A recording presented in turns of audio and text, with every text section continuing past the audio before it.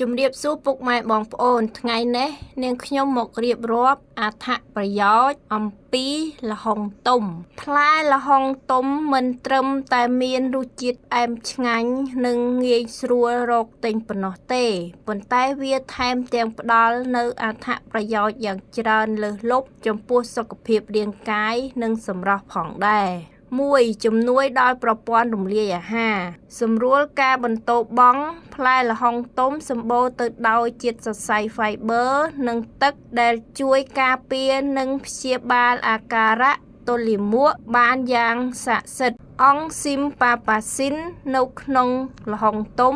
មានអង់ស៊ីមពិសេសមួយនេះដែលជួយបំបែកជាតិប្រូតេអ៊ីនធ្វើឲ្យក្រពះនិងពោះវៀនងាយស្រួលរំលាយអាហារ 2. ពង្រឹងប្រព័ន្ធភាពស៊ាំរាងកាយផ្លែល្ហុងទុំជាប្រភពដ៏អស្ចារ្យនៃវីតាមីន C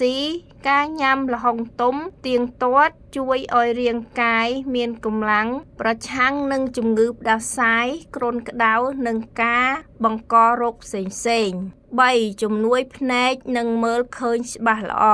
សម្បូរទៅដោយវីតាមីន A និងសារធាតុដែលជួយការពារកោសិកាភ្នែកពន្យាការខូចខាតកែវភ្នែកទៅតាមអាយុនិងជួយឲ្យគំហើញច្បាស់ល្អនៅពេលយប់ 4. ជំនួយស្បែកឲ្យស្អាតនិងកាត់បន្ថយភាពជ្រួញវីតាមីន C និង E រួមជាមួយសារធាតុប្រឆាំងអុកស៊ីតកម្មនៅក្នុងល្ហុងទុំជួយជួសជុលកោសិកាស្បែកការពារស្បែកពីការខូចខាតដោយកម្ដៅថ្ងៃនិងជួយឲ្យស្បែកមានសំណើមម៉ត់រលោងនិងក្មេងជាងវ័យ 5. ល្អសម្រាប់សុខភាពបេះដូងជាតិសរសៃប្រូតេអ៊ីននិងវីតាមីនដែលមាននៅក្នុងល្ហុងទុំជួយកាត់បន្ថយជាតិខ្លាញ់អាក្រក់ក្នុងឈាមនិងជួយរក្សាសម្ពាធឈាមឲ្យមានតុល្យភាពដែលកាត់បន្ថយហានិភ័យនៃជំងឺបេះដូង 6. កាត់បន្ថយការរលាកក្នុងរាងកាយសារធាតុនៅក្នុងល្ហុងមានសុវត្ថិភាពជួយកាត់បន្ថយការរលាកសមស្របមែនទែនសម្រាប់អ្នកដែលមានបញ្ហាទាក់ទងនឹងសន្លាក់ឬជំងឺរលាករ៉ាំរ៉ៃ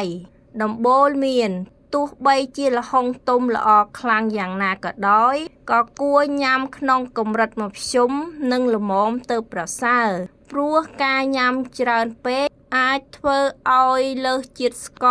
រឬធ្វើឲ្យពណ៌ស្បែកឡើងលឿងបន្តិចបន្តួចដោយសារតែជាតិតែវាមិនគ្រោះថ្នាក់នោះទេ